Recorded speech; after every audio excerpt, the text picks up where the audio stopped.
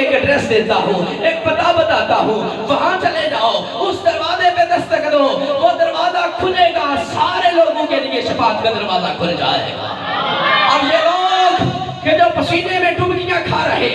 سورج شعلے پہ آگ برسا رہا، زمین تانبے کی ہے، امام الانبیاء کہ یہ امام الانبیاء کے پاس جانے سے پہلے یہ لوگ حضرت آدم کے پاس جا چکے، حضرت عیسیٰ کے پاس جا چکے، حضرت موسیٰ کے پاس جا چکے، حضرت ابراہیم خلیل اللہ کے پاس جا چکے۔ اب یہ لوگ حضرت ابراہیم فرمائیں گے، لوگوں اگر چاہتے ہو شفاعت کا دروازہ کھل جائے، اگر چاہتے ہو کوئی کلام کرے، تو آج ایک ذات ہے جس کا نام محمد ہے، جسے رب ذوالجلال نے یہ شان دی ہے کہ آج وہ رب کے حضور کلام فرما سکتے ہیں، آج وہ اللہ کے حضور سفارش کر سکتے ہیں۔ اب یہ سارے لوگ جمع ہو کے امام الانبیاء کے دربار کی طرف دوڑیں گے، اور امام الانبیاء کی طرف سے جانے والا سنو، آقا دو جہاں کی بارگاہ میں پہنچیں گے، جا کے عرض کریں گے حضور